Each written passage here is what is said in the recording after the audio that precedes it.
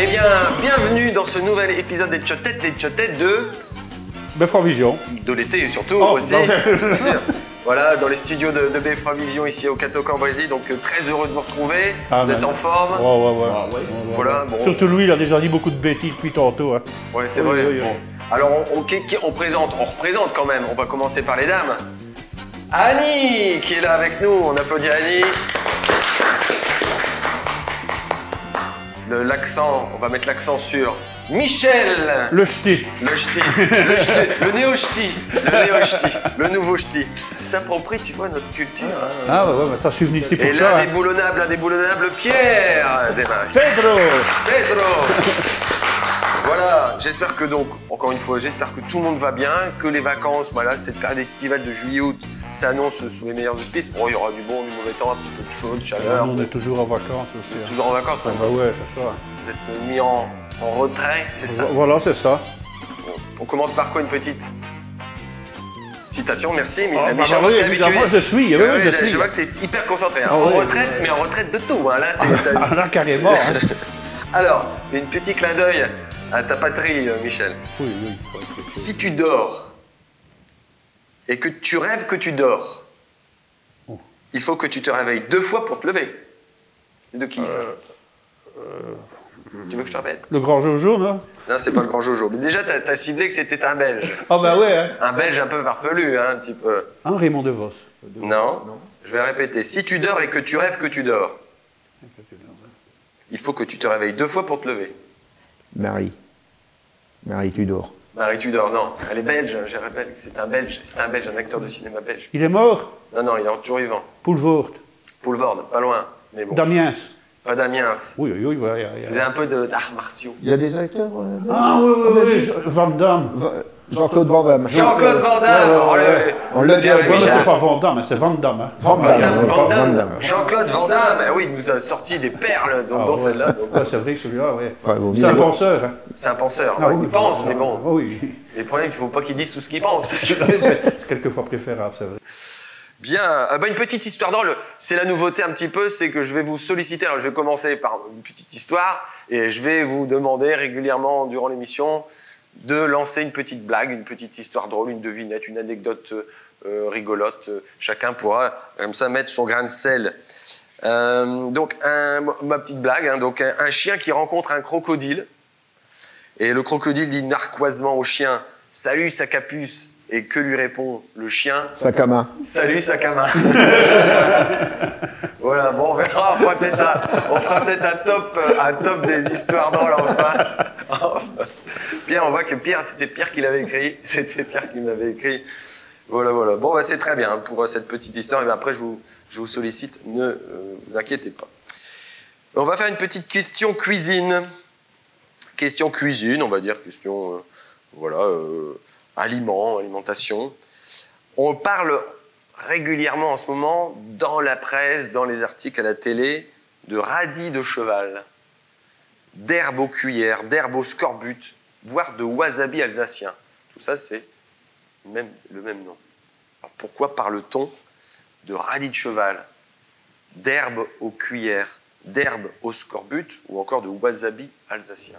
On parle de wasabi, on parle de moutarde en même temps, non? Voilà. On parle de moutarde. Déjà, on est bien là. Ouais. On parle de... Parce que le wasabi, ça pique. Hein. On avance. C'est pas le wasabi japonais, c'est le wasabi alsacien. Et on parle de moutarde en ce moment parce que... Il y a une petite pénurie de moutarde. Ouais. Ils ont voulu de la moutarde, paraît qu'en vous allez en Belgique, il y Belgique. en a... Oh, les Belges, ils ont tout. Mais...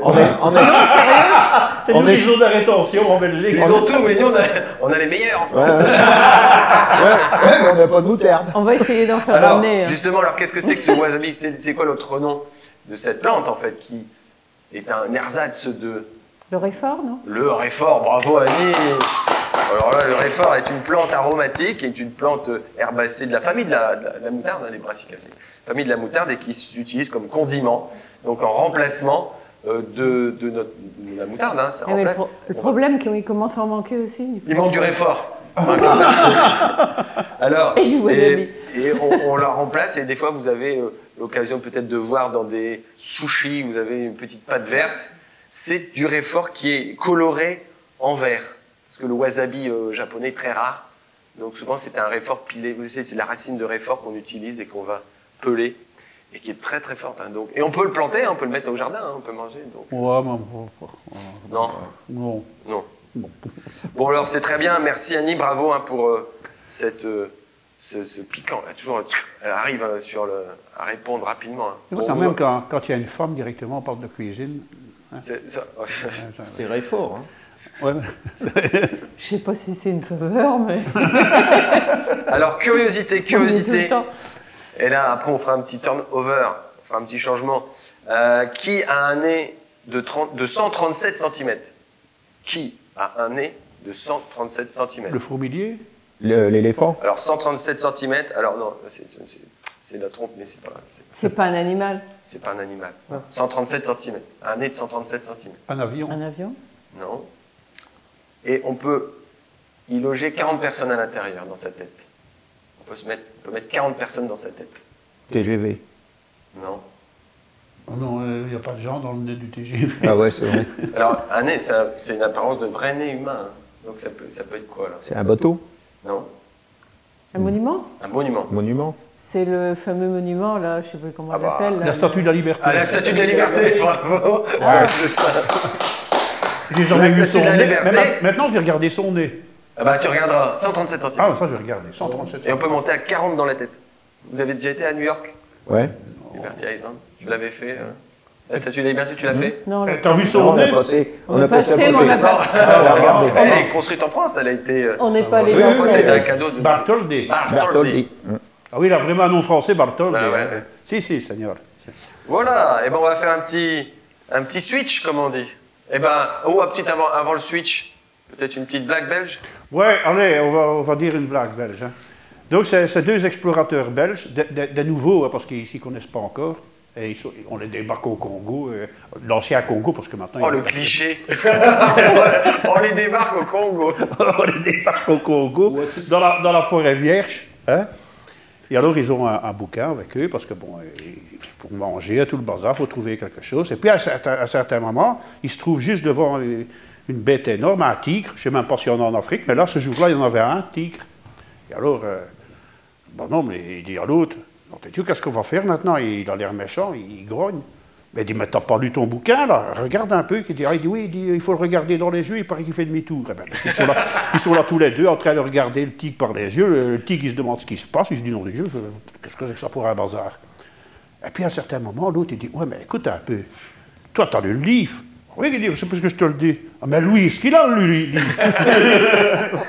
Donc c'était une histoire dramatique parce qu'elle a fini mal, évidemment. Hein. Donc c'est ça. Alors comment il faut faire pour fuir le tigre? Je sais pas. Feulé, non? Non, pour fuir, pour Ah, pour faire fuir un tigre? Ouais, Faut faire le mort? ouais c'est ça en fait. Faut se coucher. Bien. Ah ouais, il faut surtout pas être blessé, il faut pas être parce que le sang, tout ça, ça attire le verre de sang. Donc il faut tomber tout doucement pour faire le Tu mort. tombes Pas se tu blesser. tapis, tu fais le tapis. Ouais, c'est ça. Enfin, ici, dans les pâtures, on a du mal à trouver un tigre. On n'a pas de bêtes féroces ici. Dans les... Oh, il n'y a pas mieux. Hein. Un petit Michel des prés. Voilà. Michel dans les pâtures. Faut le regarder droit dans les yeux. Ou faire le mort. Mesdames, vous couchez pas, surtout. Ouais. Voilà, allez, on fait un petit tour. Et bien de retour avec un trio 100% féminin, avec toujours Annie qui percute, qui est rapide dans les réponses. On a Christiane, bien sûr, qui est la maître des clés de la bibliothèque du Cateau, maître du savoir. Et nous avons Clémentine. Clémentine, on est très heureux d'avoir ce trio voilà, de plein de cultures, on va voir, et des blagues aussi, parce que vous allez être sollicité pour des anecdotes, c'était des anecdotes drôles, des petites devinettes, ce que vous voulez. Je compte sur vous, je viendrai vous voir tout à l'heure. Pour l'instant, on va commencer par une petite question musicale. On part en histoire de la musique. Qui a donné son dernier concert à Lille le 30 et 31 mars 1963 à l'Opéra de Lille donc. qui a donné son dernier concert à Lille le 30... il y a 2 concerts, 2 dates. C'est pas Jacques Brel? Non, Non. c'est pas Jacques Brel. Parce que c'est dans ces années-là, je crois Ouais, qu'il ouais, a c'est vrai. arrêté. Cette personne décéda, cet artiste décéda un peu plus tard, le 10 octobre, à 47 ans. Le 10 octobre 63, à 47 ans, à Grasse. Et les derniers concerts, c'était à Lille, à l'Opéra de Lille. Elle ne faisait pas 47 ans, elle faisait beaucoup plus. Déjà, Ah, c'est une dame. Ah ben voilà, je vous ai Il y a eu aidé. Edith Piaf. Et c'était Edith Piaf. C'était Edith Piaf. Edith Piaf. Ah bon. Et pour l'anecdote, D'accord. ces 2 dernières dates n'étaient pas pleines parce qu'il y avait une grève des transports, il y avait des énormes bouchons sur la route, j'ai vu ça. Et donc, la salle n'a pas pu être remplie, donc elle était à moitié pleine pour les 2 derniers concerts de la Môme. Et il y a d'ailleurs une rue Edith Piaf à Lille aussi. Et elle adorait Lille, elle a vécu à Lille dans sa jeunesse. Et elle adorait y revenir. Ouais, c'est vrai que c'était une nordiste. Et on reste toujours dans l'histoire de la musique. Qui, du 5 août 1765 au 4 septembre 1765, je ne sais pas si vous vous souvenez, il y a très peu de temps, séjourna à Lille à l'hôtel Bourbon qui se situe sur la Grand Place de Lille. Aujourd'hui, c'est l'hôtel Bellevue. C'était l'étape de sa première tournée européenne. Alors, je vous donne son âge, 7 ans. Qui a séjourné 1 mois, il était gravement malade en plus.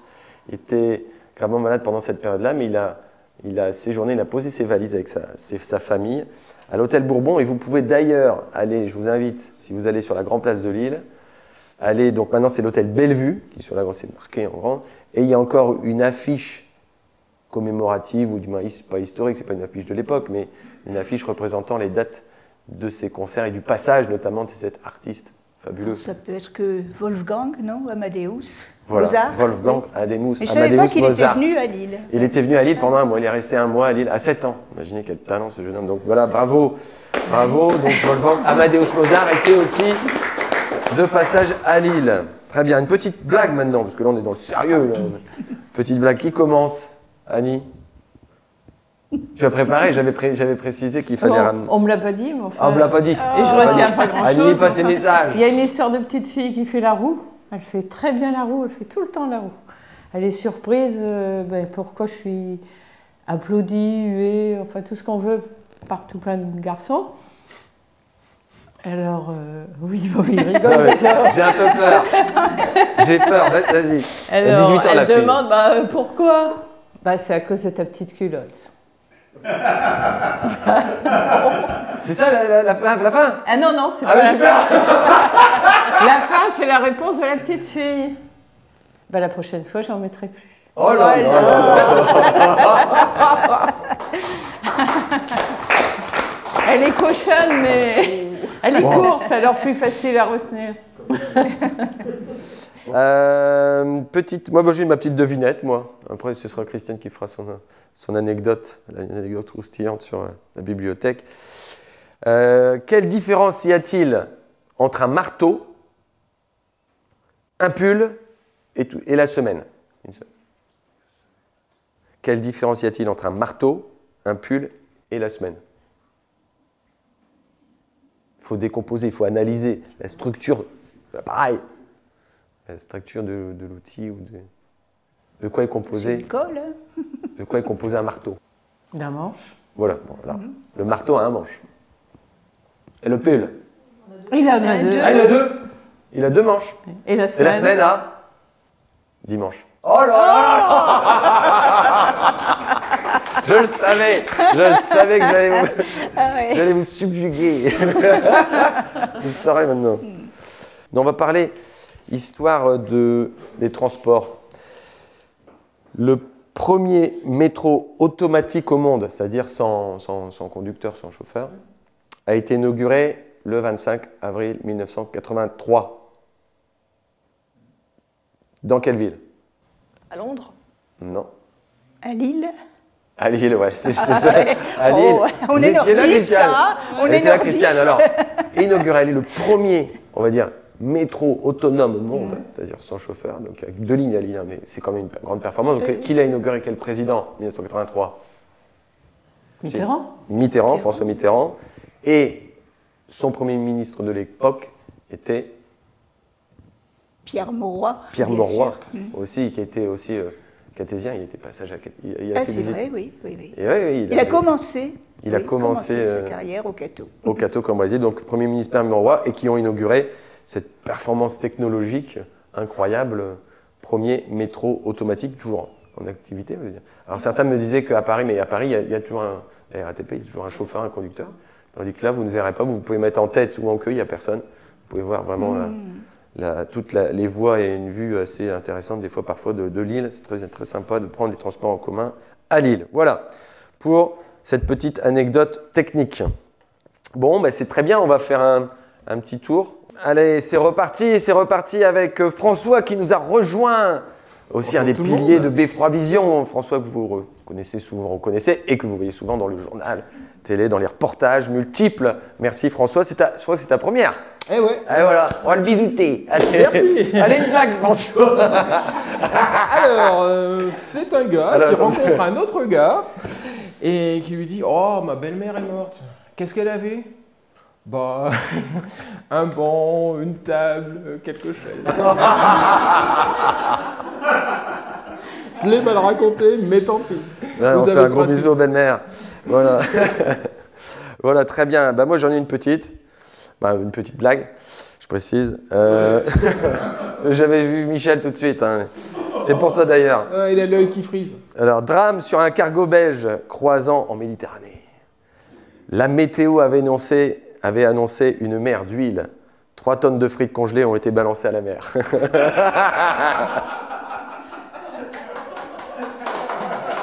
Allez, Oui, ça s'applaudit, allez. ça pique, hein. C'est une petite pensée sympathique. Alors, on va jouer sur les saints patrons. Ça fait longtemps qu'on n'a pas fait ça, on n'a pas fait encore.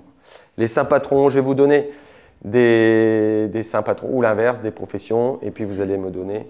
Alors, il y en a quelques-unes, on va faire les grands principales. Alors, par exemple, qui est le saint patron des banquiers et des douaniers? On commence facile. C'est étonnant. C'est Saint Matthieu. Et c'est Saint Matthieu. Bravo, Christiane. Voilà. Christiane, elle sait tout. Elle connaît. Saint Matthieu, oui.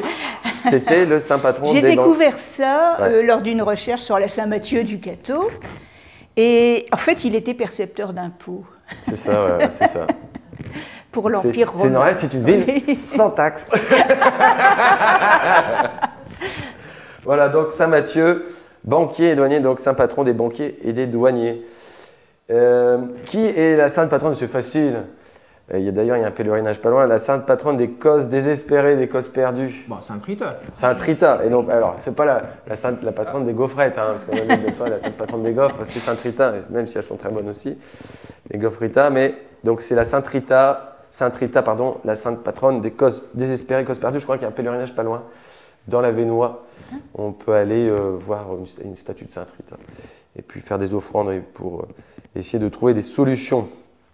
Qui est le saint patron des boulangers? Saint-Honoré? Oh, Saint-Honoré, Franco. Et voilà, bravo. Ça va vite, hein. Alors, on a du level. Hein. Oui. Voilà, c'est le... Qui est le saint patron des poissonniers?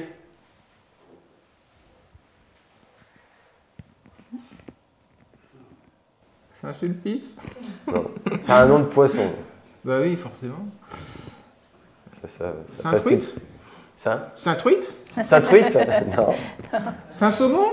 Non. Saint-Requin? C'est vraiment le nom, le poisson qui s'appelle comme ça. Oui, oui, on C'est s'en pas vrai. Saint-Pierre? Saint-Pierre. Saint-Pierre, voilà. il me semble, oui. Bravo, Saint-Pierre, bravo. Tout à fait.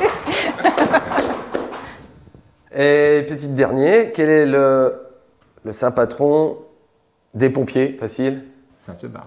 Sainte-Barbe, voilà. Sainte-Barbe, c'est très facile. Vous êtes trop fort. Hein. Oh, Je voulais pousser un petit peu, mais bon, j'y allais. Non, mais c'est des grands classiques. On commence par des grands classiques. C'est très bien de faire de se remémorer un petit peu. Et la pauvre Sainte-Barbe a été brûlée, d'ailleurs. Ouais, elle a perdu d'ailleurs tout a brûlé. Elle a perdu toute sa barbe. Donc, c'est bon. Petite blague, alors qu'est-ce qui va nous faire l'anecdote, Madame Bouvard, Christiane Bouvard, la petite anecdote. Oui, ça remonte à un temps que les plus jeunes n'ont pas connu, n'est-ce pas? Le temps où la musique, ça passait surtout par les disques, c'était encore les 33 tours. Je crois que c'était même pas encore les petits vinyles. CD, les vinyles. disques vinyles. Ouais. Ça revient en plus, ça revient énorme. Oui, avec des très magnifiques pochettes. Donc c'était au tout début de la bibliothèque, dans les années 1980. Et à cette époque-là, les bibliothèques, c'était que des livres, hein, généralement.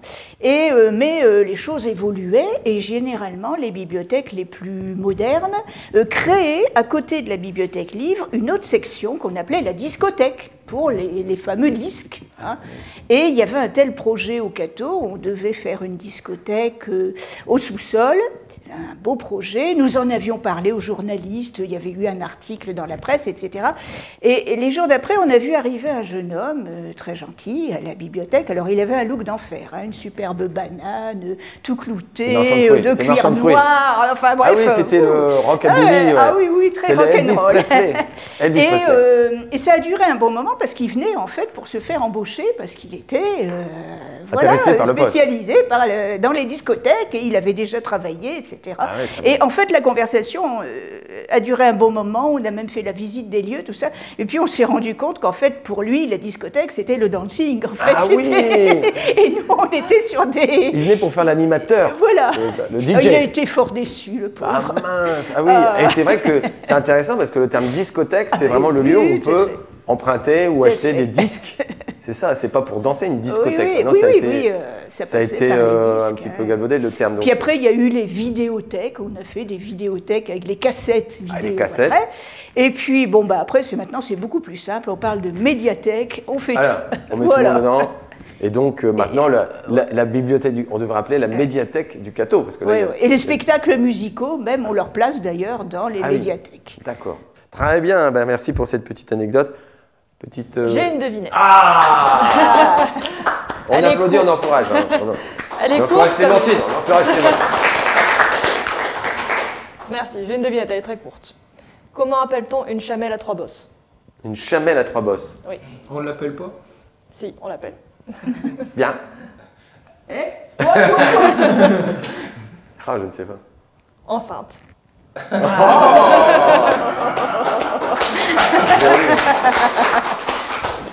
Eh oui, joli.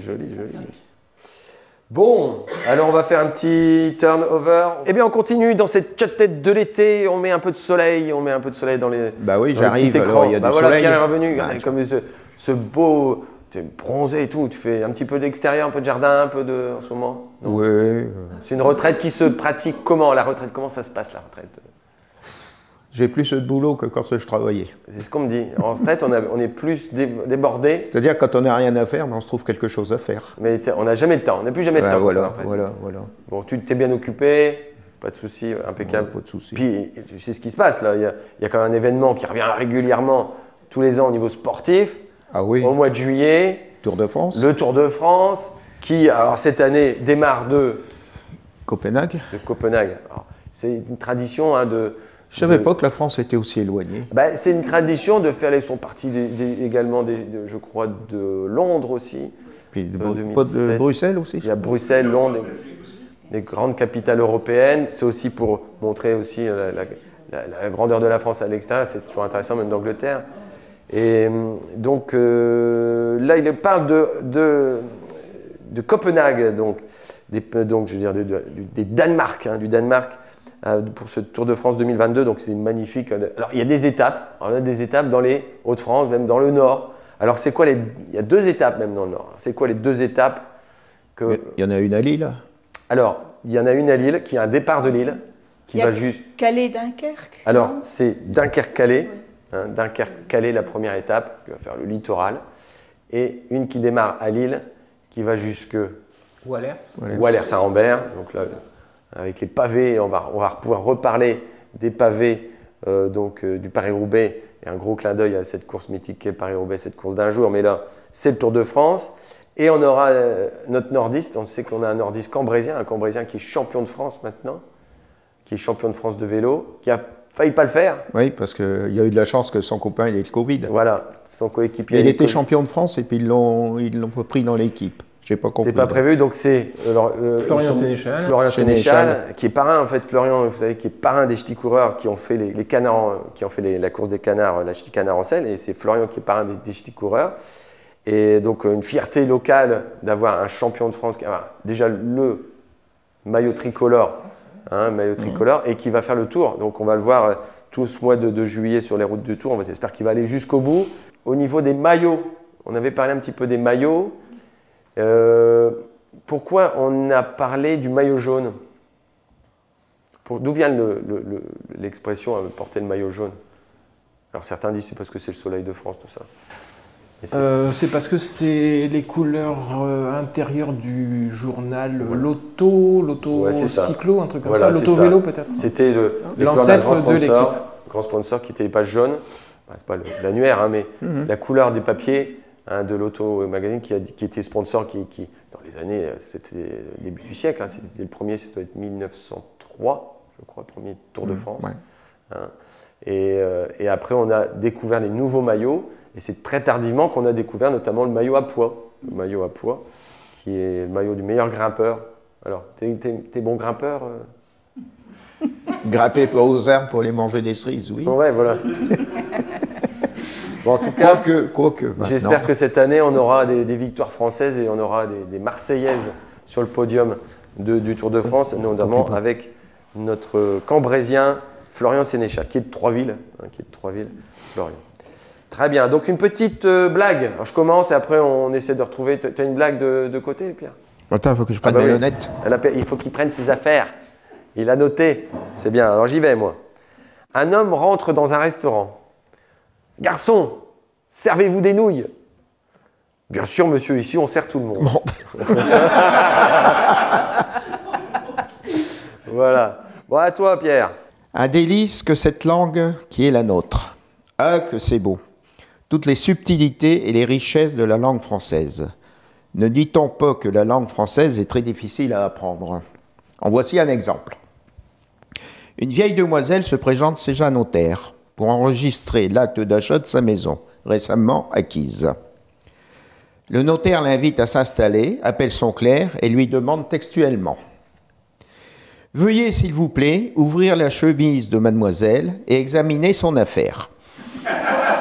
Et, si les règles ne s'y opposent pas, faites une décharge pour qu'elle entre en jouissance immédiate. » On n'a toujours pas retrouvé la vieille fille. Petite anecdote, Christiane, une petite... Oui, pour rester dans le domaine musical, peut-être. Et je vais remonter beaucoup plus loin. Là, je vais remonter à 1965. Alors, c'est grâce à un vieux bulletin municipal, j'ai apporté la pièce à conviction. C'est l'original. Oui. 1965. On a plusieurs exemplaires. 1965. Alors, on est avant les élections municipales. Et l'équipe municipale fait, bien sûr, présente son bilan et parle des projets à venir. Alors, il y a plusieurs projets, et dans les projets, il y a la construction d'une nouvelle mairie, parce que la mairie actuelle n'est plus adaptée à la vie moderne, et donc il faut une vaste mairie plus grande, etc. Alors, où va-t-on la construire? Eh bien, tout près de la mairie actuelle, à la place de la salle des fêtes. Alors, on démolit la salle des fêtes, sans état d'âme. Ça, c'était un projet, Oui, voilà, mais les plans ont été faits, vous voyez, les plans. Alors, il y avait 3 étages qui étaient prévus, et puis il y a une chose qui m'avait un petit peu amusée. Bon, il y avait bien sûr un étage dédié au service administratif classique d'une mairie, mais alors au-dessus, il y avait un théâtre. Mais alors attention, un théâtre de 1100 places, quand même. Ah oui, quand même. Du monde. Et puis en dessous, à l'étage le plus bas, eh bien, il y avait tout simplement une salle de danse. Et une salle de danse avec piste ovale. Vous voyez, alors j'ai pensé avec certains amusements. C'est le vrai dancing. Là, c'est un vrai dancing, effectivement, pour les balles du samedi soir. Alors j'ai pensé, ça devait être quand même pas mal, le projet, qui ne s'est pas réalisé, bien sûr, mais les services classiques d'une mairie coincés entre le théâtre et la danse, ça aurait pu être sympathique. Donc là, on a toujours la mairie qui est toujours là actuellement. Oui, elle est restée. Le projet, et la salle des fêtes aussi, qui est aussi un théâtre. Et qui nous est resté, du coup, heureusement. Voilà. Heureusement. Enfin bon. On peut danser. Ah ouais, où est-ce qu'on danse? Mais vous savez ce qu'on dit des 14 juillet. Les promesses électorales, ça C'est n'engage c'est du théâtre. C'est du théâtre, ou alors ça n'engage que ceux qui les croient. Très bien. Petite anecdote très intéressante. bien sûr, au niveau de l'histoire de la ville. Donc, ce fameux bulletin, c'est une archive. Donc, ça fait partie des archives. C'est vraiment. Ça fait partie des archives de la bibliothèque. C'est une mine de petites informations. De la bibliothèque. Puis aussi sur les commerces du Cateau, avec les il y a petites des publicités incroyables. On pourra mettre des photos d'ailleurs. Je prendrai des photos, on mettra des photos. On pourrait se faire des séquences nostalgie, là, pour ceux qui ont connu. Il y a des sacrées publicités, c'est étonnant. On va partir chez les géants. On va clôturer parce que le premier dimanche d'août, il y a une grande fête au Quesnoy. Et le géant, et c'est le géant, vous savez que les villes ont des géants. Et j'ai retrouvé cette petite anecdote qui était le géant du Quesnoy, que vous connaissez peut-être, et je vous demande d'ailleurs de le retrouver, qui était confiseur du comté du Hainaut, qui avait trop bu lors du mariage de son maître et qui se fit voler ses berlingots. Et depuis lors, il les distribue aux enfants. C'est, comment on l'appelle, le géant du Quesnoy. Berlingot. Alors, c'est pas loin. Alors, le berlingot. Non. Ça commence. Il y a la. Le berlingot. Alors, ça commence par un B. Bimberlo. Bravo François. Elle vient de loin, elle vient du blues. C'est Pierrot le Bimberlo. Pierrot le Bimberlo, le géant du Quesnoy. Et donc, c'est le premier dimanche d'août d'ailleurs. C'est l'été, ça sera peut-être l'occasion d'aller faire une petite balade dans la cité de Vauban, au Quesnoy. On va rester avec un confrère à Michel. On avait commencé par Jean-Claude Van Damme et on continue avec... Les Belges nous inspirent au niveau des citations. Alors, un glaçon, c'est la citation, un glaçon, c'est de l'eau qui a appris à nager. Mignon, ça. Oui. Alors, c'est de qui? C'est un Belge, donc, je l'ai dit. C'est plutôt un dessinateur belge. Allez, je vous aide un petit peu. Philippe Guéluc. Philippe Guéluc, bravo François. Et François, il a démarré. Voilà. Philippe Guéluc. Voilà. Le chat. Le chat, le créateur du chat. Et c'est vrai que c'est toujours des BD assez incroyables. Il y a ces aventures qui passent toutes les semaines sur un journal régional. Très éclairé. C'est incroyable où il va chercher tout ça. Oui, nouvelles sans cesse. Des fois, il y en a Philippe Gueluc qui clôture ce nouvel épisode des Tchottes-Têtes. Les Tchottes-Têtes de l'été, on espère que... On souhaite du soleil à tout le monde, on souhaite du bonheur, beaucoup de retrouvailles, des barbecues, des retrouvailles en famille aussi. Des cadeaux, un petit jerrycan d'essence, 10 litres d'essence. De la moutarde, de l'huile. De la moutarde, de l'huile. Non, on souhaite du repos. Mais là, on va en Belgique, on a tout ce qu'il faut. Du chocolat, tout ça.